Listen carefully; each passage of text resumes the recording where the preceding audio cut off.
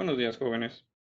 Les doy la bienvenida a nuestra quinta sesión virtual de la asignatura de Biología 1 para los grupos segundo A, B, C, D, E y nocturno del periodo 2020-2021.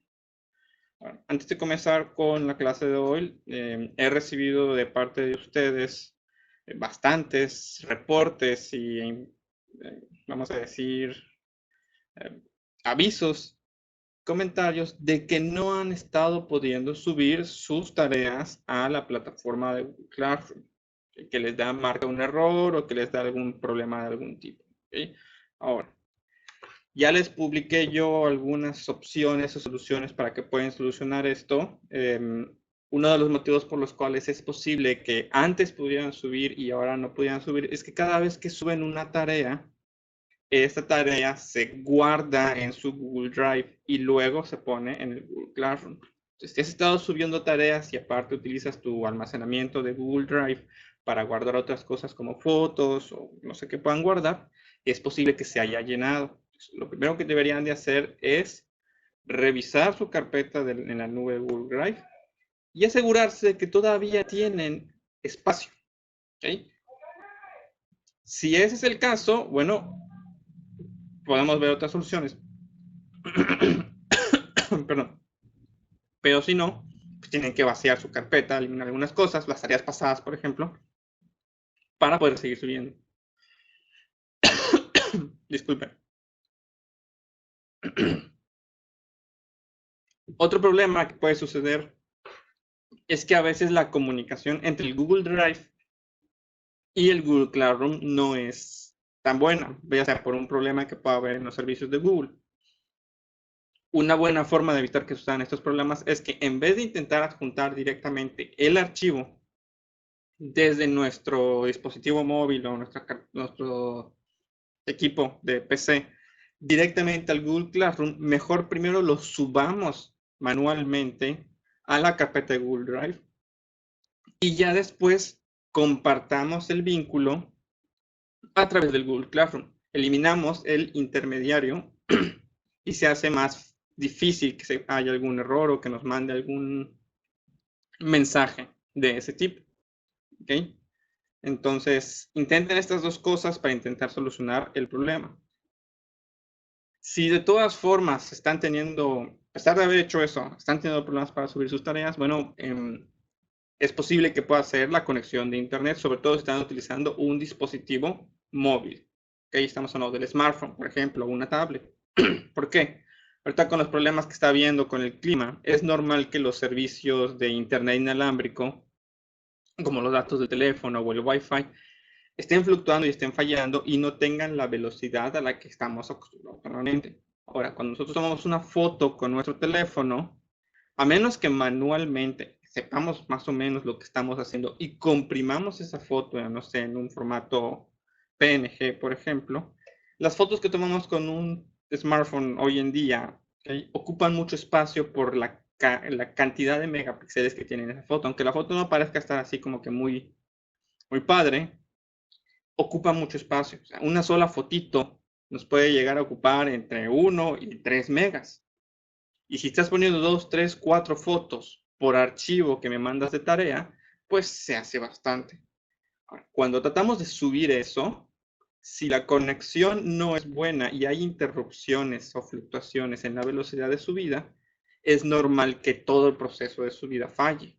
Entonces, si ese es el caso, pues pueden intentar tal vez conectarse a una red un poquito más estable o por esta ocasión voy a aceptar, para esta última tarea que marqué, voy a aceptar las tareas fuera de tiempo a más tardar hasta el 3 de noviembre. ¿Okay?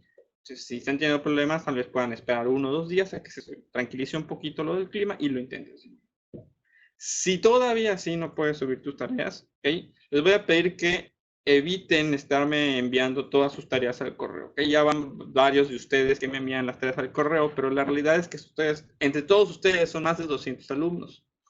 Y si me empiezan a enviar todas sus tareas a mi correo, es muy factible, muy posible que alguna tarea no la vea. ¿Okay? Que me digan, maestro, le envié la tarea al correo, pero o se fue al spam o simplemente no la vi porque pues, es una lista enorme. Y se pueden llegar a perder las tareas. Entonces, Si todavía sí no puedes subir tu tarea al Google Classroom, por favor, súbela a algún otro servicio en la nube. ¿Okay? Hay varios. Está el Drive de Microsoft, está el Dropbox, está las carpetas compartidas de Mega. Entonces, súbela a un servicio en la nube que tú desees o consideres y comparte el archivo como un vínculo a cuando tú vas a entregar tu tarea de Google Classroom, te da la opción de compartir un enlace. ¿Okay? Entonces, lo puedes hacer de esa forma, nada más asegúrate de ponerle que ya entregaste la tarea para que a mí me aparezca, porque si no, a mí solamente me va a aparecer tarea no entregada y sin archivos adjuntos. Entonces, ponle por favor que ya la entregaste en el botoncito que normalmente aparece rojo y cuando le picas aparece verde, para que yo vea que ya entregaste tu tarea. ¿Verdad? Son todas esas opciones que tienen ustedes para poder solucionar el problema de que no pueden subir sus tareas. ¿Okay? Habiendo terminado con este pequeño infomercial, aviso importante, vamos ahora sí a comenzar con el tema de la sesión. Afortunadamente para ustedes el tema es bastante corto, es bastante sencillo, sobre todo si lo comparamos con el de la clase pasada, entonces pues no deberíamos tener muchas complicaciones. Como ya les había dicho en ocasiones anteriores, les recomiendo encarecidamente que preparen libreta y pluma porque muchas de las cosas solo las voy a decir y no puedo poner todo en una presentación. Además de que pues, si lo voy a poner todo en una presentación, ¿cuál es el punto de que lo explique? Entonces, muchas cosas solo las voy a decir y tienen que estar prestando atención. Y tomando notas. Vamos a empezar.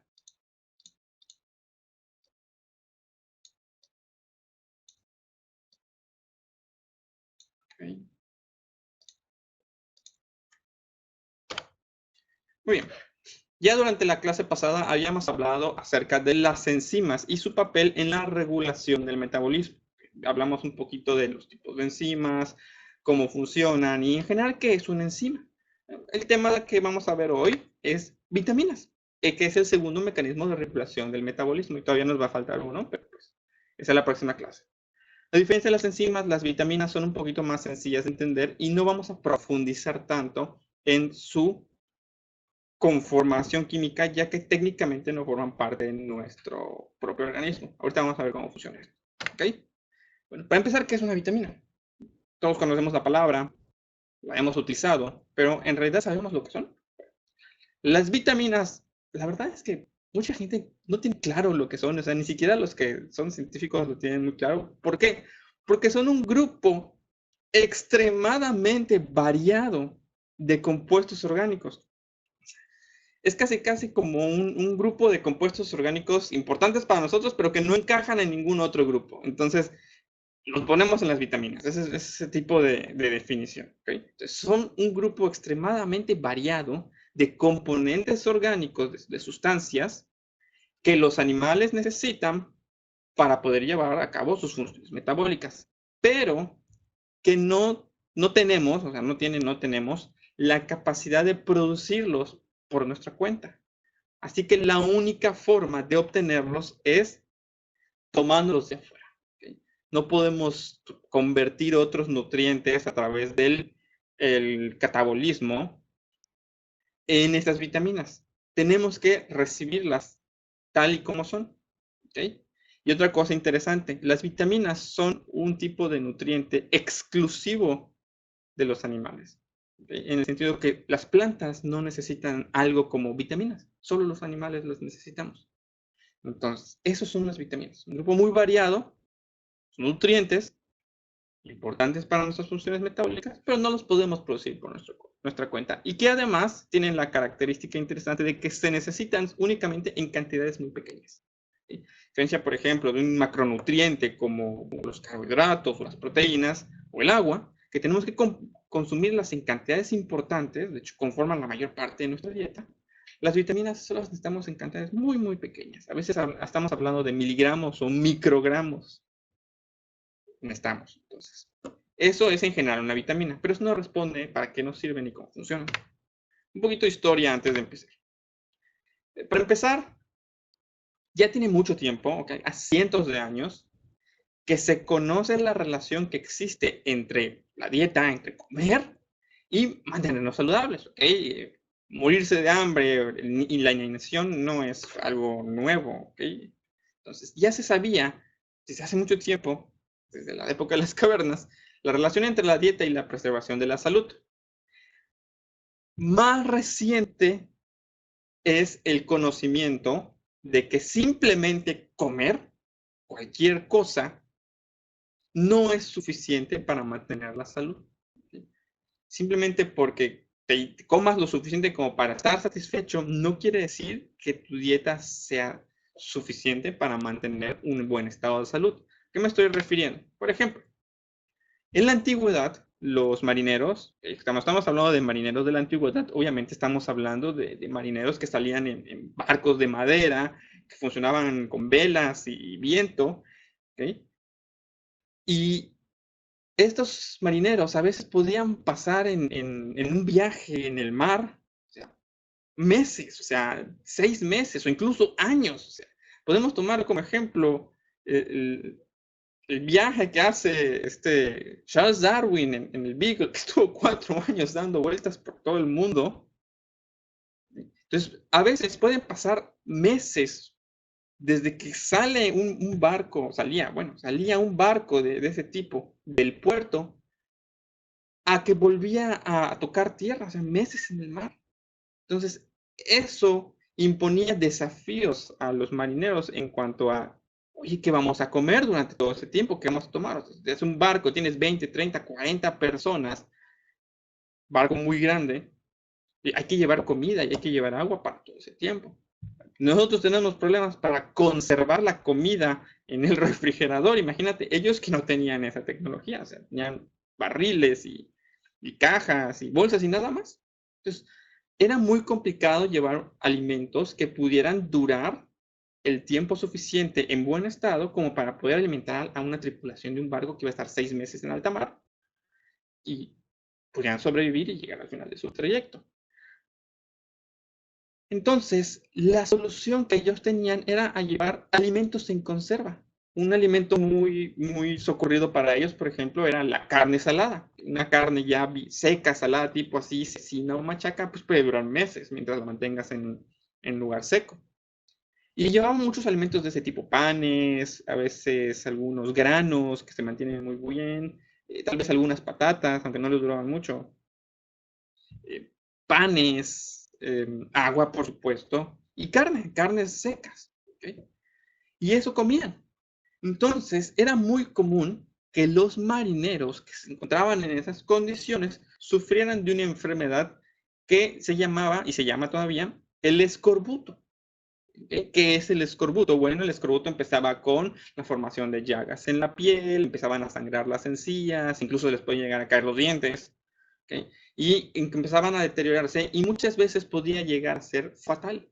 ¿Okay? Había marineros, era casi tradición que si salían en un viaje muy largo, no todos los marineros sobrevivieran y algunos de ellos morían por el propio escorbuto.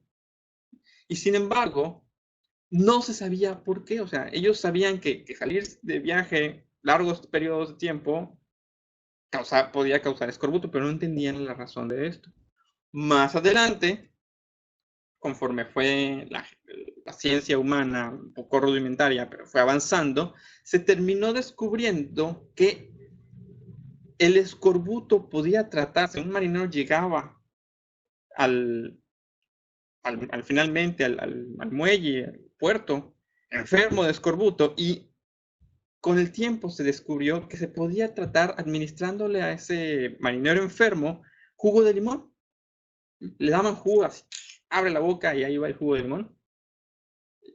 Y que con el tiempo eso lo curaba. Al principio se creía que el jugo de limón era curativo, pero no, después se dieron cuenta que incluir frutas y verduras frescas en una dieta con cierta frecuencia evitaba por completo la aparición del escorbuto.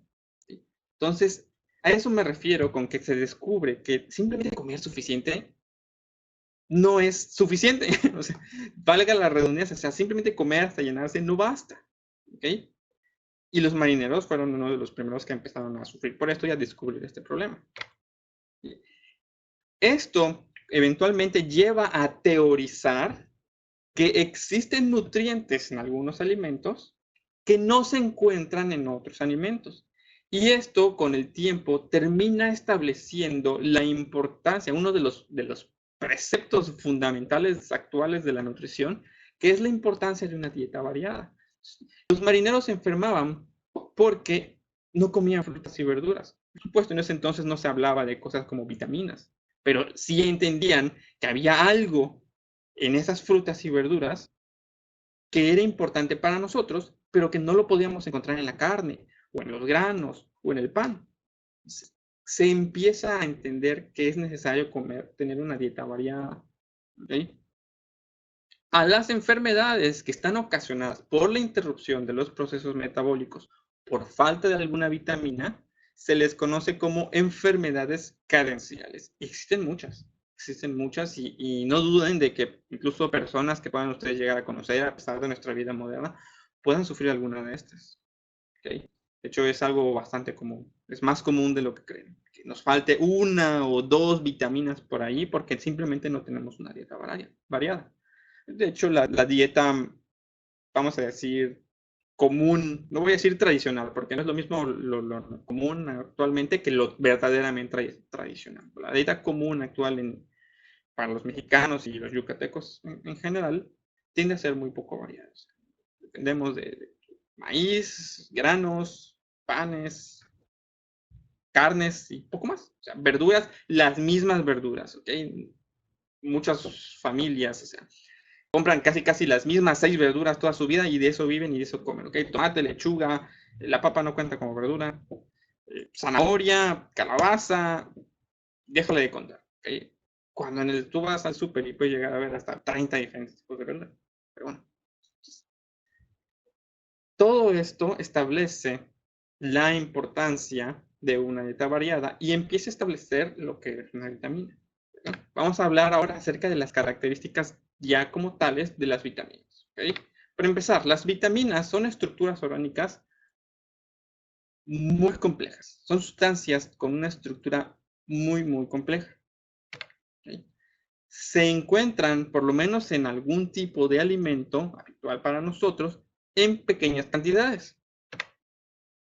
Su carencia en la dieta, por supuesto, causa síntomas específicos conocidos como avitaminosis en los animales. Y participan como metabolitos o coenzimas especiales en procesos metabólicos en amplios grupos de animales. ¿Okay? Esa es una cosa bien interesante porque, por ejemplo, muchas de las vitaminas que nosotros necesitamos o utilizamos, muchos otros animales, a veces ni siquiera tan emparentados con nosotros, los necesitan también. ¿Okay? Entonces, eso hace que la cadena de transmisión de vitaminas entre seres vivos pueda ser posible. También esto es algo muy interesante. Y finalmente, las vitaminas en general se requieren en cantidades muy pequeñas. ¿Okay? Algunas otras cosas importantes a tener en cuenta las vitaminas. ¿Cómo funcionan? Las vitaminas, ¿qué hacen? Resulta que las vitaminas funcionan como catalizadores en casi todas nuestras funciones metabólicas. ¿Okay? Ya sea un proceso anabólico o catabólico, casi siempre interviene una o más vitaminas en algún punto del proceso. ¿Okay? Y generalmente intervienen no por sí mismas, sino a través de la conjugación con otros nutrientes u otros compuestos biológicos. ¿Okay? Son jugadoras de equipo. De hecho, si recuerdan en la clase anterior cuando hablé de las coenzimas y de cómo a veces intervenían algunas vitaminas con las propias enzimas, pues, hay enzimas que necesitan vitaminas para poder hacer su función. Pues, también funcionan como precursores de coenzimas. ¿Esto qué quiere decir? Aunque la propia vitamina no es una enzima, puede ayudar a formar o que se pueda sintetizar o crear una enzima. Son precursores de coenzimas. Y a veces dentro del cuerpo sufren pequeños cambios que ayudan a activar o desactivar las propias vitaminas. Finalmente, la carencia de vitaminas produce desórdenes de salud. Pero algo bien interesante, el exceso de algunas vitaminas, especialmente las que son liposolubles, es decir, que se pueden disolver en grasas, aceites, también pueden ocasionar problemas graves o incluso algunas pueden ocasionar la muerte. Existen algunos nutrientes y vitaminas que si consumen en exceso los pueden matar. Y asimismo, algo igual bastante interesante es que la mayoría de las vitaminas se obtienen de fuentes vegetales, ¿no? Frutas y verduras, un consumo amplio de estas es clave para tener una dieta a la que no le falten vitaminas. Pero vamos a ver un poquito acerca de las vitaminas más importantes. Voy a poner un listado. Primero tenemos las vitaminas liposolubles. ¿Qué son las vitaminas liposolubles? Como ya les había comentado, son vitaminas que tienen la característica de ser lípidos. Por su composición se clasifican como lípidos y por lo tanto pueden disolverse en otros lípidos o pueden pasar a través de membranas que no son hidrógenos, que no tienen, perdón, no tienen compuestos de agua, no son hidrógenos.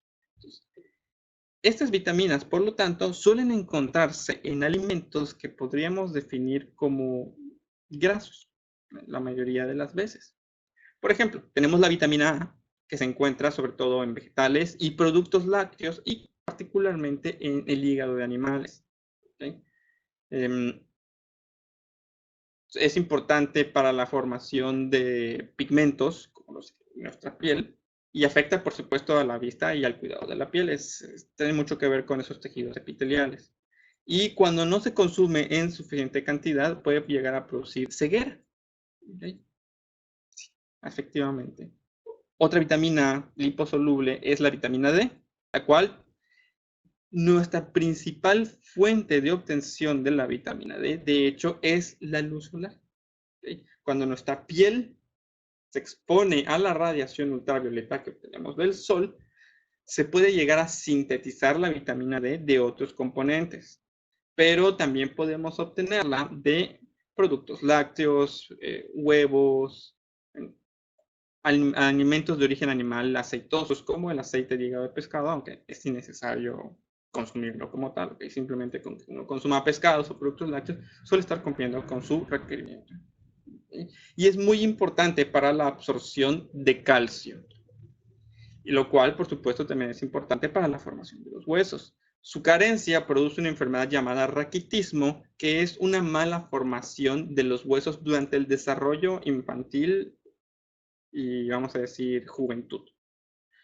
Y eso pues, es un problema bastante grave. Una vez que una persona presente este tipo de problemas, a veces no se pueden revertir. Tal vez se puede ayudar a solucionar solo resolviendo la dieta, pero una vez que se presenta, muchos de los daños que producen son permanentes. Otra vitamina es la vitamina E. Se encuentra principalmente en semillas y en algunas verduras con hojas verdes, no la lechuga. ¿Okay? Otras verduras de hojas verdes, como las acelgas o las espinacas. Protege contra la oxidación de ácidos gráficos y forma parte de las membranas celulares. Su carencia produce anemia, que es una descomposición de la estructura de la sangre. La vitamina K se encuentra casi exclusivamente en verduras de hoja verde, igual espinacas, acelgas, cilantro, el repollo, y es un factor de coagulación sanguíneo y cuando no se consume en cantidades suficientes puede producir sangrados espontáneos. ¿Okay? Y ahora tenemos las vitaminas hidrosolubles. Cabe mencionar que estas son algunas. O sea, tenemos una lista verdaderamente impresionante de vitaminas, pero vamos a decir que de las más importantes, estas son las más importantes, ¿okay? Porque son un montón. Vamos a ver solamente algunas de estas. La vitamina B1, también llamada tiamina, que se encuentra en vísceras en el cerdo y en algunos cereales y legumbres. Se encarga de el metabolismo de los hidratos de carbono, es muy importante para la obtención de energía y cuando no se consume produce debilidad muscular. La riboflavina, también en productos lácteos, que participa en un montón de procesos metabólicos y cuando no se consume puede llegar a producir heridas visibles en ojos, en piel, en el interior de la boca, a veces el dichoso fogaje, ¿no? El afta, puede ser una señal de la falta de esta vitamina. La nicotinamina, igual, carnes, hígados y cereales y legumbres, participa en la respiración celular y puede llegar a producir una enfermedad muy grave como la pelagra, que es una serie de descomposiciones metabólicas que a menudo puede desembocar en la muerte. el ácido pantoténico, que también participa en el metabolismo y produce fatiga. Y así nos vamos. Entonces, estamos entendiendo, miren, aquí está el ácido ascórbico. Resulta que ese dichoso escorbuto era ocasionado por la falta de vitamina C, ¿okay? La cual se encuentra en cítricos, frutas y verduras, y tiene que ver con la formación del tejido conectivo en los vasos sanguíneos. Por eso, cuando no se consumía o no se consume en cantidades suficientes, que realmente no es necesario tanto, pero cuando pasas largos periodos de tiempo sin consumirlo, la estructura de los vasos sanguíneos comienza a deteriorarse y eso ocasiona las hemorragias e incluso la pérdida de los dientes. Eso es el escorbuto. Vamos viendo la importancia de las vitaminas. Ya entendimos que son parte del metabolismo y ya entendemos que actúan como asistentes en casi todos los procesos metabólicos y que se obtienen principalmente de los alimentos de origen vegetal. ¿Okay? Eso sería todo el tema por hoy. Ya durante la clase siguiente vamos a hablar del último tema relacionado con el metabolismo, en cuanto a la regulación del metabolismo, para ser específicos. Pero les voy a dejar una tarea en preparación a eso. ¿Okay? La tarea es muy sencilla, no les va a tomar demasiado tiempo. Lo que tienen que hacer es investigar a través de los medios que tengan a su alcance, como el internet o los libros, una hormona. Van a averiguar una hormona, van a investigar una hormona que les resulte interesante. Van a poder, generalmente investigando, ustedes van a ver una lista de hormonas y sus funciones. Entonces, escojan una que les resulte interesante. Y ya que la he escogido, me vas a elaborar un pequeño resumen descriptivo donde me vas a hablar de sus características, su composición química, por favor, el tipo de hormona que es y, por supuesto, su funcionamiento y su importancia para el funcionamiento del cuerpo humano. Vamos a hablar de hormonas del cuerpo humano. ¿Okay? Y con eso me vas a hacer un resumen. Por favor, lo van a hacer a mano en sus libretas o en una hoja en blanco si es necesario. Y lo van a subir a la plataforma de Google Classroom como ya estamos acostumbrados. ¿De acuerdo? Le tomas una foto, lo adjuntas en un archivo y lo subes. Tienen hasta el 3 de noviembre, martes 3 de noviembre, para entregar esta tarea. ¿Verdad? Esta sería la tarea número 3 del bloque. Y ya solo nos faltaría una y el proyecto. Entonces, con esto terminamos la sesión del día. Que tengan un bonito día, tarde o noche. Nos vemos en la siguiente clase que va a ser el viernes. ¿Verdad? Entonces, hasta luego.